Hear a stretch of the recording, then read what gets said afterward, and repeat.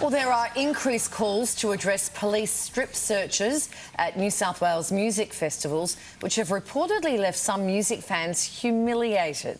It follows a high number of complaints from women who've been asked to perform, quote, degrading acts, including removing sanitary items. There are new calls to address the stop and search procedures at the state's upcoming drug summit. Yeah, let's talk about this. We're joined by radio host Sami Lukis in the studio and host of the Toni and Ryan Podcast, Ryan John in Melbourne. Hi, guys. Sami, first up, what are you making of all of this? Well, I'm a bit shocked here. I thought we were still debating pill testing. I don't know when strip searching entered the chat at music festivals, but apparently it's been happening for a while, and as extreme as it sounds, it is legally permitted under something called the Powers and Responsibilities Act.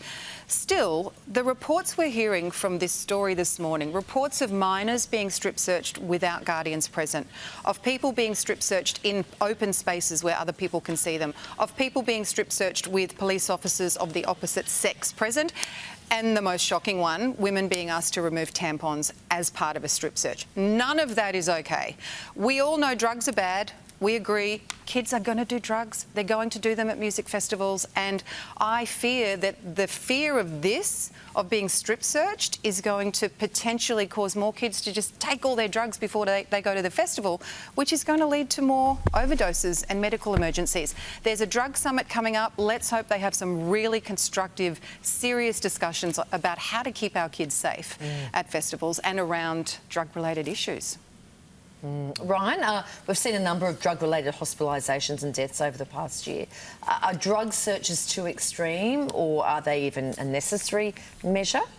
Well, I think security's definitely got a duty of care to try their best in a reasonable manner to try and stop drugs from getting in. But I think they also have a duty of care to the people going in to not be humiliated, like Sami was just mentioning. Well, I think we all saw that headline and just went, what on earth is going on there? So I think if they do a reasonable measure to make sure there's drugs not going in, it's also up to the people to not take drugs, and they're the ones that are going to cop the consequences. So I just think this is way too extreme. And like Sami said, you want to go to a festival to have a good time, and now you're just worried about being embarrassed, and people that are going to do the wrong thing are going to do it probably worse before they get in, which is even more dangerous. So I think there's a certain level you can go to do the right thing, but I think that's way too far. Really tricky problems around this. Let's move on, guys. And a recent study has called out a common way parents praise their children. According to the report, using the terms good girl or good boy could raise issues around gender identity and self-esteem. The experts also claim the generic phrase doesn't give children the correct feedback on what they did to earn the compliment. Ryan, parents should apparently be using words like incredible, amazing and wonderful. Where are you on this one? Yeah, I don't think we need to put a gender into anything and everything, but I think we should be encouraging parents to encourage their children as much as possible, even if what they're doing isn't that important. Now, I think we're about to see my daughter Mabel trying to put her dad's slippers on my dog, and that is just ridiculous. Have a look at her there. Now, instead of saying, Mabel, you're an idiot, those slippers are clearly 5 sizes too big, I said, great effort. He's got warm feet now. I really respect that. I really enjoyed watching you do that. And I think the more we encourage our children to try things and do things, the better it is. Sami, what do you think? Is it necessary to tell parents how to compliment their children or encourage their children? Ryan, I'd love to know what the experts think about you calling your daughter an idiot on national television. I didn't. I said that's not what I'm going to say. And hello, Mabel, watching. Dad's at work. Hello, mate. Look, I think as if being a parent in 2024 isn't hard enough. Oh my goodness, where do you start? So they're saying you can't say good boy or good girl to your kids anymore because it creates issues around gender identity and self-esteem. I'm not going to touch the gender identity. Okay, that's a whole other issue.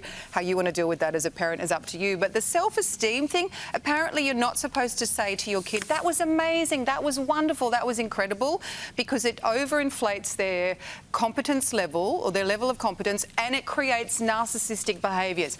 God knows we don't need any more narcissists in the world, okay? So I'm all for that. They're saying instead of saying, darling, that was incredible, you're meant to say, darling, I can see you tried really hard at that. But then someone's probably now going to say, well, you can't use the word darling with your kids because there's a problem with that too. So who knows? It's tough. Can you not tell your kid they were amazing at something? What? I don't see that that's creating narcissistic behaviours. I don't know. What do you think? I think tough is a very difficult word for you to use. Just don't call your kids idiots. Possibly. on TV. You know, I think parents are trying their best. Yeah. Most of them are. Yeah, good Sami and girl. Ryan are sticking around as the price of one luxury has everybody up in arms. The story in just a moment.